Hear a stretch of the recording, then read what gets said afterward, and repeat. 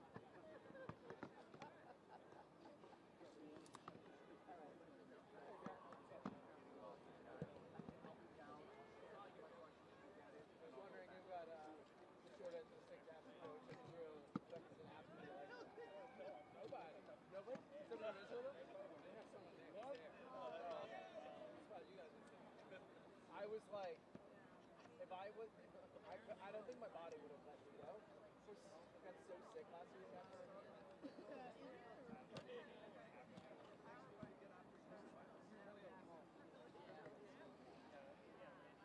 was like, I don't think I can.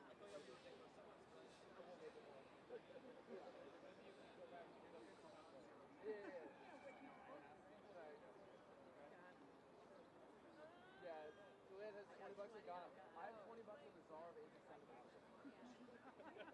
And I said, hold on, I've had that since February, so I'm putting it down now, making a couple. I see that. He's going to end anti-Semitism around the world.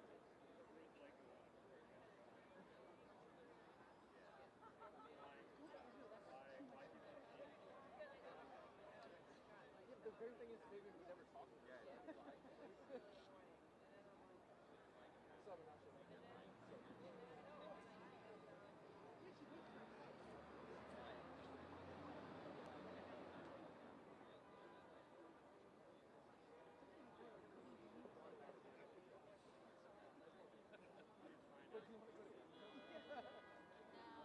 No, not the lucky one.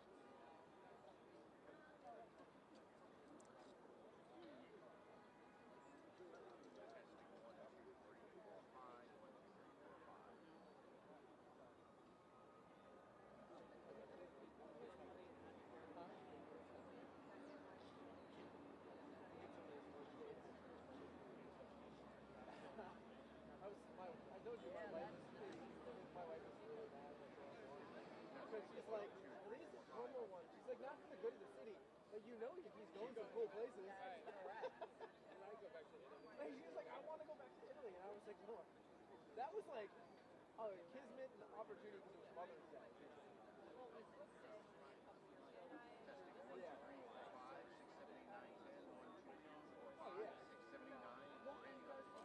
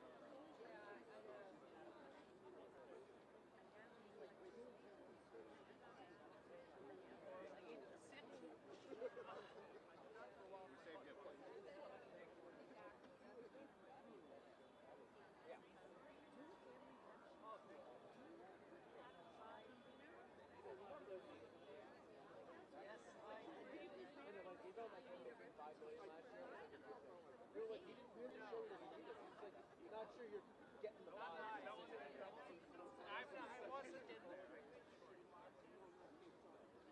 It's insulting to us that we just fucking door.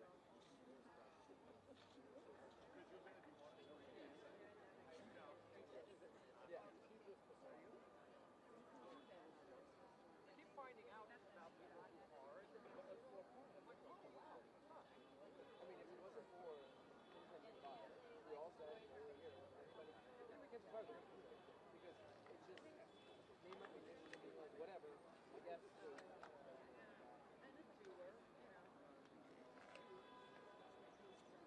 We did a lot of bad things, but we did some good things.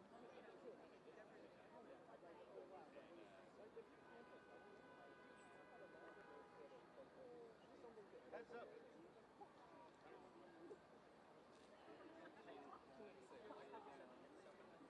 Yeah. Well, I told all look at the bank of cameras, so it would be a jerk move to say heads up and then not done.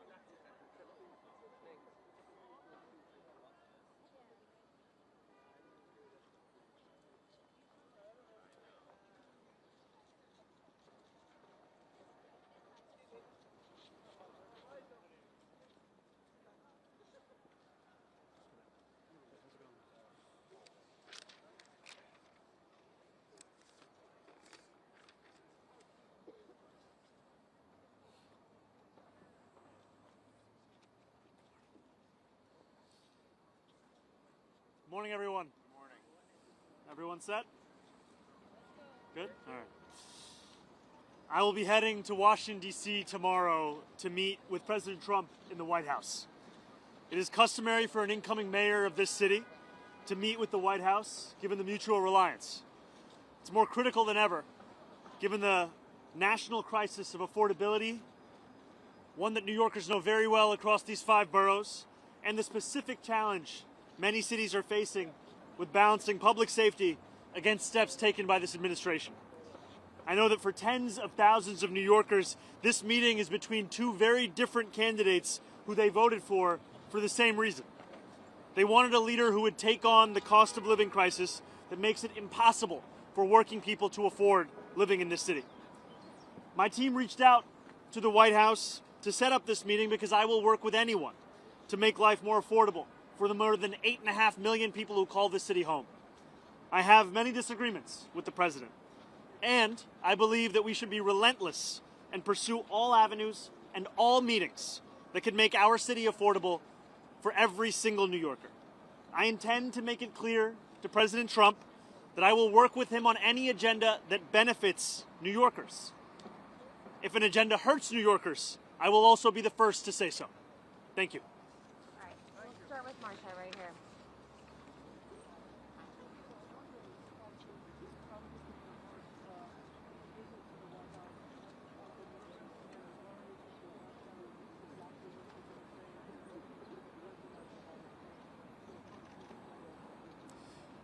This is an opportunity to make the case for New Yorkers.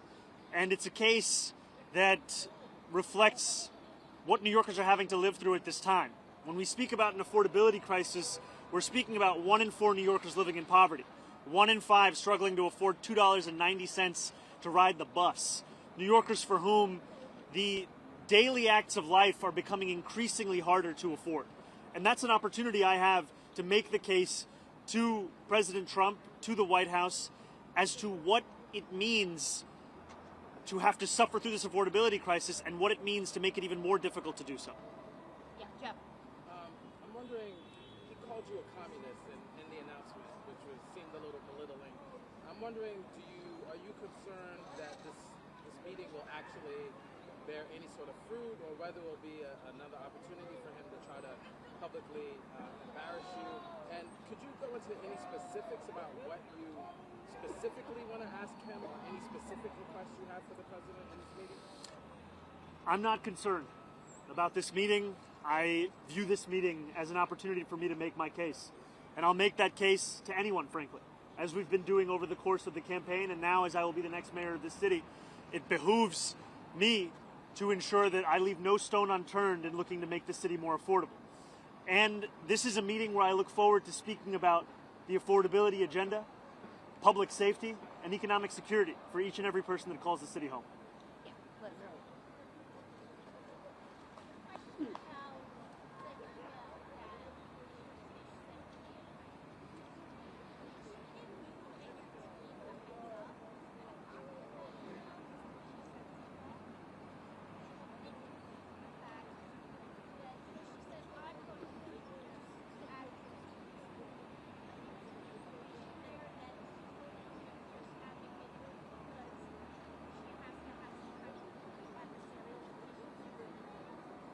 I see the implication being that every commissioner should be a fierce advocate for those that work for their department or their agency.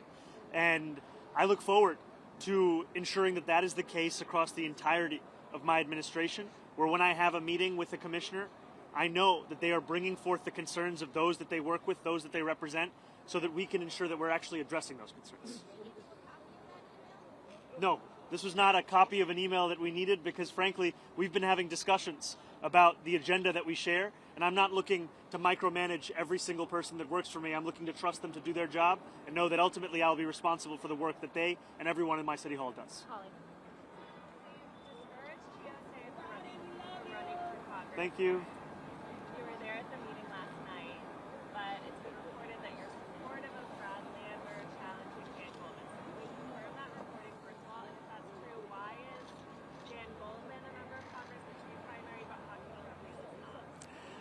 I can confirm to you the things that I've actually said and the things that I've actually done. And last night, I spoke to DSA members, sharing the same message that I've shared in public as well, which is that I do not believe this is the right time to wage this primary.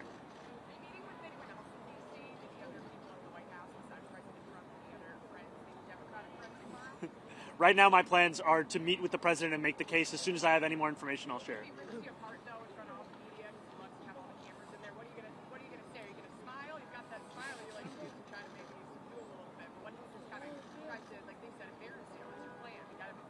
Well, I'll be ready for whatever happens. Yeah, right here. Thank you. Mr. Mayor-elect, do you have any sense in advance of where you might find some common ground on... Sorry, would you mind saying that one more time? Sure. Do you have any sense in advance where you might find common ground with the president on the agenda and the case that you want to present? And where do you think you might have the most success with it?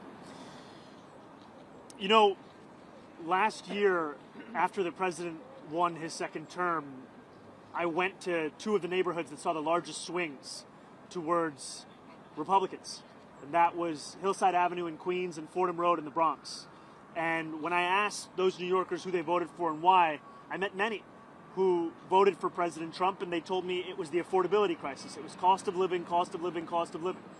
And they said that they remembered being able to afford their rent, their child care, their Con Ed, their public transit more 4 years ago than they could in that moment. And we ran a campaign focused on the same thing, cost of living.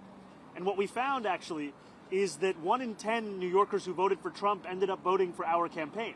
And they did so because they're looking for leaders to actually deliver on the cost of living crisis. That's why everything comes back to making the case for an affordability agenda.